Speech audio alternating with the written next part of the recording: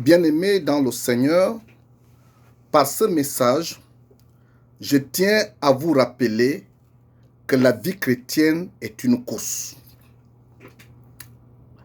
La vie chrétienne est une course. L'apôtre Paul en parle tellement dans ses épîtres. Puisqu'il insiste, cela devrait attirer notre attention pour chercher à comprendre l'importance que représente le sujet sur notre relation avec le Seigneur en ces temps de la fin. Je précise bien en ces temps de la fin. En d'autres termes, si nous abordons la question en ces temps de la fin, mes bien-aimés dans le Seigneur, cela veut dire que nous sommes proches de la ligne d'arrivée. Nous sommes proches de la ligne d'arrivée, puisqu'il s'agit d'une course. Nous ne sommes plus loin de la ligne d'arrivée, mes bien-aimés dans le Seigneur. Être proche de la ligne d'arrivée ne veut pas dire que nous sommes déjà arrivés et que certains peuvent encore se décourager et lâcher. Alors, le Seigneur m'a entretenu sur la question. Je voulais particulièrement partager les différents aspects que j'ai reçus. Le Seigneur me faisait comprendre que puisque la vie chrétienne est une course, il y a un premier constat à faire. C'est que la vie chrétienne est une course à la fois individuelle et collective. Qu'est-ce que cela veut dire? Cela veut dire tout simplement qu'en même temps, nous courons avec les autres, nous courons aussi seuls. Pour justifier ce que je dis, je vais me référer à la parole de Dieu. Romains 12, versets 4 à 5, nous lisons. Par la grâce qui m'a été donnée, je dis à chacun de vous de n'avoir pas de lui-même une trop haute opinion, mais de revêtir des sentiments modestes, selon la mesure de foi que Dieu a départie à chacun. Car, comme nous avons plusieurs membres dans un seul corps, et que tous les membres n'ont pas la même fonction, ainsi, nous qui sommes plusieurs, nous formons un seul corps en Christ, et nous sommes tous membres les uns des autres. Alors, essayons un peu de regarder ce passage. Essayons de le décrypter. Je dis à chacun, et selon la mesure de foi que Dieu a départie à chacun. Lorsque nous entendons cela, lorsque nous lisons cela, les expressions qui se rapportent à chacun montrent ici qu'il s'agit d'abord d'une course individuelle. Qu'il s'agit d'une course individuelle. Par la suite, nous lisons, ainsi, nous qui sommes plusieurs. Cette idée montre quant à elle qu'il s'agit aussi d'une course collective. Nous devons prendre conscience de ces faits pour mieux comprendre la logique de la course. La vie chrétienne est une course à la fois individuelle et collective. Comprendre alors qu'individuellement ou collectivement, nous sommes proches de la ligne d'arrivée. Individuellement ou collectivement, nous sommes proches de la ligne d'arrivée en ces temps de la fin. Ça, c'est un aspect extrêmement important à retenir, mes bien-aimés dans le Seigneur. Le deuxième constat, ce que je crois avoir reçu du Seigneur, c'est que la vie chrétienne est une course de fond,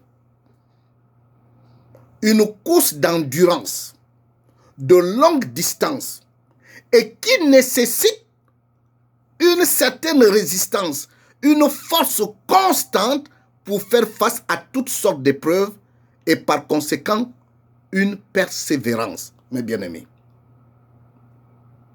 Et nous pouvons bien évidemment le lire dans Hébreux 12, 1. Hébreux chapitre 12, verset 1.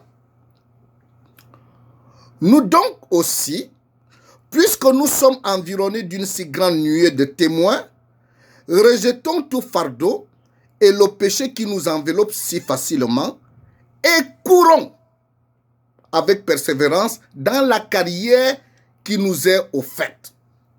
Alors, en lisant attentivement ce passage, le Seigneur nous demande de courir avec persévérance. Parce qu'il sait que c'est une course d'endurance. Lisons encore Romains 5, du verset 3 au verset 4. Pour comprendre davantage, nous lisons, bien plus, nous nous glorifions même des afflictions, sachant que l'affliction produit la persévérance. La persévérance, la victoire dans l'épreuve, et cette victoire, l'espérance. Mes bien-aimés dans le Seigneur nous dit ici que l'affliction produit la persévérance. Oui, l'affliction dans la course. Tu peux avoir effectivement dans la course mal aux pieds. Tu peux avoir mal aux genoux. Mais ce mal ou encore ces maux doivent produire la persévérance. La persévérance, la victoire. La victoire, l'espérance. Comme je le disais tantôt, les pieds, les genoux peuvent faire mal. Bien-aimé dans le Seigneur, continue. Il faut continuer, mon bien-aimé dans le Seigneur, ma bien-aimée dans le Seigneur. Ne lâche pas. Au moment où tu aperçois la ligne d'arrivée, il ne faut pas lâcher, continue. Hébreux chapitre 10, verset 36. Car vous avez besoin de persévérance, afin qu'après avoir accompli la volonté de Dieu, vous obteniez ce qui vous est promis. Il faut persévérer pour obtenir, mon bien-aimé, ma bien-aimée, ce qui t'est promis. Il faut persévérer pour obtenir ce qui t'est promis. Alors, 2 Timothée, chapitre 2, verset 12. Si nous persévérons, nous régnerons aussi avec lui. Si nous le renions, lui aussi nous reniera. Encore une fois de plus, bien-aimés dans le Seigneur, il faut persévérer, car la ligne d'arrivée est proche. En ce temps de la fin, la ligne d'arrivée est proche. Tu as déjà couru une longue distance. Il faut persévérer. Il est vrai que ce n'est plus la distance parcourue qui importe maintenant, mais c'est celle qui est à parcourir. Celle qui est parcourue peut cependant te pousser à croire que tu peux atteindre la ligne d'arrivée, que tu perçois désormais.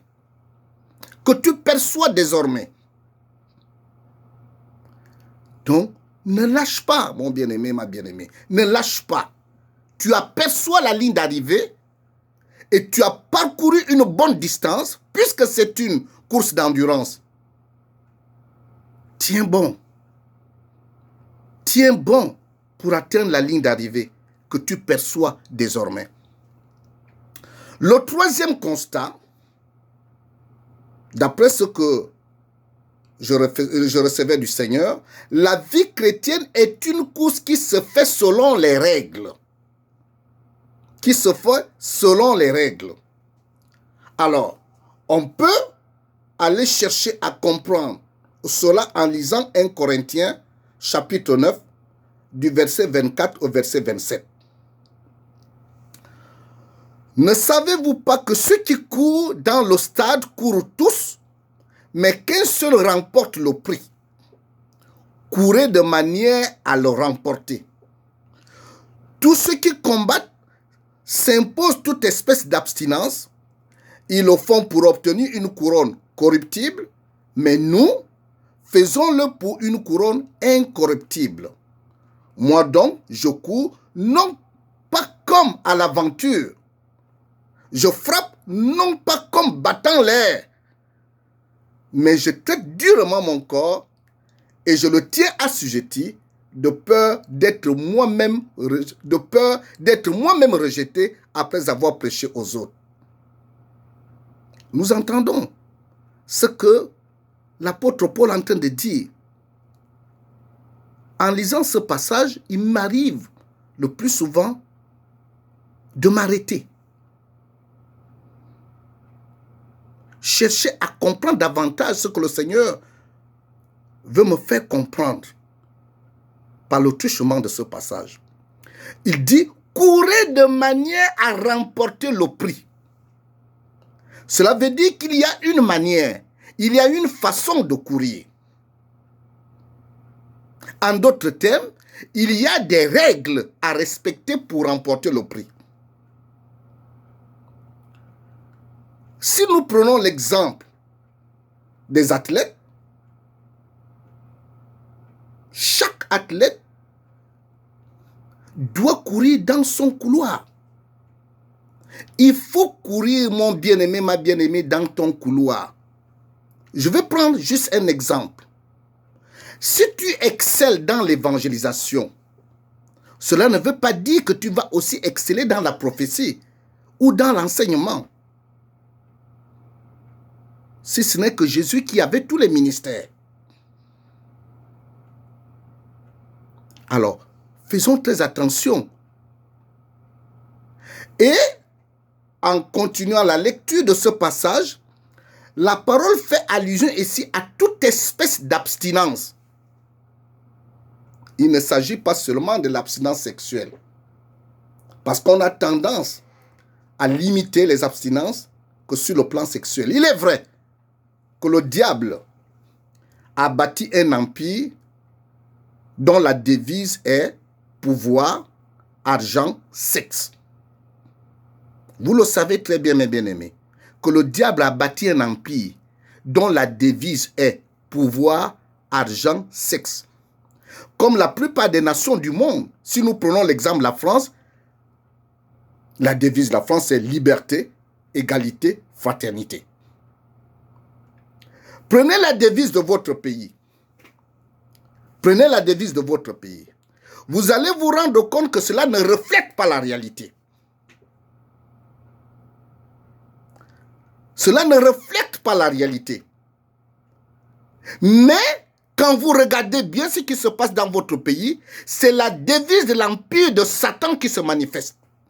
Faites ce petit exercice, vous allez vous rendre compte. Vous allez vous rendre compte, si nous prenons le cas de la France, regardez bien, est-ce que c'est vraiment la liberté? Est-ce que c'est vraiment l'égalité? Est-ce que c'est vraiment la fraternité? Prenez le cas de votre pays, la devise de votre pays. Vous allez vous rendre compte que c'est le pouvoir, c'est l'argent, c'est le sexe. C'est la devise de l'empire qu'a bâti Satan. Écoutons donc ce que dit le Seigneur dans Philippiens chapitre 2 du verset 15 au verset 16. Afin que vous soyez irréprochables et purs, des enfants de Dieu irrépréhensibles au milieu d'une génération perverse et corrompue, parmi lesquels vous brillez comme des flambeaux dans le monde, portant la parole de vie, et je pourrais me glorifier au jour de Christ de n'avoir pas couru en vain, ni travaillé en vain. Mes bien-aimés dans le Seigneur, veillez à ce que vous ne puissiez pas courir en vain. Veillez à ce que vous ne puissiez pas courir en vain. Le dernier constat, qui est d'ailleurs le quatrième, la vie chrétienne est une course avec un but. La vie chrétienne est une course avec un but. Lisons Philippiens 3, du verset 12 au verset 14. Ce n'est pas que j'ai déjà remporté le prix ou que j'ai déjà atteint la perfection, mais je cours pour tâcher de le saisir, puisque moi aussi j'ai été saisi par Jésus-Christ. Frère, je ne pense pas l'avoir saisi, mais je fais une chose, oubliant ce qui est en arrière et me portant vers ce qui est en avant. Je cours vers le but pour remporter le prix de la vocation céleste en Jésus-Christ. Alors, si nous nous mettons dans notre contexte actuellement, par rapport à ce que nous sommes en train d'expérimenter, je pourrais dire, ce n'est pas que j'ai atteint la ligne d'arrivée, mais je cours pour tâcher de la franchir, de franchir la ligne d'arrivée. Mais je fais une chose, mes bien-aimés, oubliant ce qui est en arrière et me portant vers ce qui est en avant, puisque, je dis bien, puisque j'aperçois la ligne d'arrivée, que je suis appelé à franchir. Je cours donc vers le but pour remporter le prix de la vocation céleste de Dieu en Jésus-Christ. Un jour, bien-aimés dans le Seigneur, nous dirons, comme l'affirme notre frère Paul, dans 2 Timothée, chapitre 4, du verset 7 au verset 8, il dit, « J'ai combattu le bon combat, j'ai achevé la course, j'ai gardé la foi. Désormais, la couronne de justice m'est réservée. Le Seigneur, le juste juge, me le donnera dans ce jour-là, et non seulement à moi, mais encore à tous ceux qui auront aimé son avènement. » Il dit, et non seulement à moi. Il dit bien, et non seulement à moi, mais encore à tous ceux qui auront aimé son avènement, pour montrer le caractère à la fois individuel et collectif de la course. Quand il dit, non seulement à moi, caractère individuel de la course, mais encore à tous ceux qui auront aimé son avènement pour son avènement, ça c'est pour montrer le caractère collectif de la course. Mes bien-aimés dans le Seigneur, en ces temps de la fin, nous sommes proches de la ligne d'arrivée. Courons en nous soutenant les uns les autres pour atteindre la ligne d'arrivée et pour remporter le prix de la vocation céleste de Dieu en Jésus-Christ. Que la grâce du Seigneur Jésus-Christ, l'amour de Dieu, la communication du Saint-Esprit soit avec vous tous. Amen.